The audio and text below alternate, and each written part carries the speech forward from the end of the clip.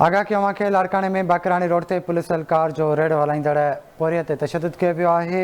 Video viral थी वई आहे। तव्हांखे ॿुधाईंदा हलूं, वीडियो में ॾिसी सघिजे थो त पुलिस एहलकार सरेआम पोरियत ते तशद्दुद करे रहियो आहे। मक़ामी माण्हुनि विच में अची पोरियत खे बचाए वरितो आहे। लाड़काने में बाकरानी रोड ते पुलिस एहलकार रेड हलाईंदड़ पोरियत ते तशद्दुद कयो आहे। अहिड़ी वीडियो वायरल थी वई आहे। वीडियो में ॾिसी सघिजे थो त पुलिस एहलकार सरेआम पोरियत ते तशद्दुद करे रहियो आहे।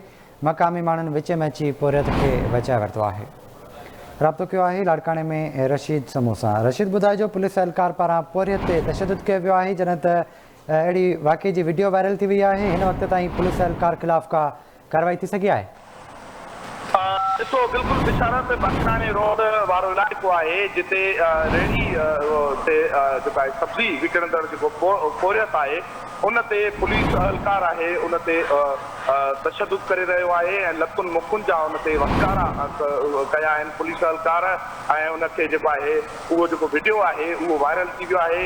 उन वायरल वीडियो खां पोइ बि SSP लाड़कानो आहे सरफराज़ नवाज़ शेख, उहो जेको आहे हिन वक़्त ताईं अॻु निंड में सुतल आहे। हिन वक़्त ताईं का बि पुलिस एहलकार ख़िलाफ़ SSP कार्रवाई न कई आहे। ऐं पोरियत आहे उन सां असांजी ॻाल्हि ॿोल थी आहे त पोरियत जो चवणु आहे त मां रोज़ाने जे बुनियाद ते हिते सब्ज़ी विकिणींदो आहियां ऐं हीअ पुलिस एहलकार रोज़ानो अची मूंखे तंग कंदो आहे, या पैसा ॾे या रेड़ी हटाए। ऐं उन ई हवाले सां पुलिस एहलकार जो चवणु आहे त ट्रैफिक जाम थी वञे, जंहिंजे करे तव्हां रोड तां रेड़ी वारे खे हकलियुमि ऐं रेड़ी वारो न थियो। ऐं उन ई हवाले सां जेको पोरियत आहे उन वधीक उनजो चवणु आहे त जेको पुलिस एहलकार आहे इहो तंग करे पियो ऐं अॼु उन बेगुनाह मूं ते तशद्दुद कयो आहे। हिन वक़्त ताईं SSP जेको आहे इंसाफ़ न ॾियाराए सघियो आहे।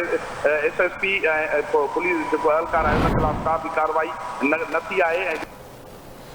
ठीकु आहे रशीद, वॾी महिरबानी अव्हांजी तफ़सील खां आगाह करण लाइ।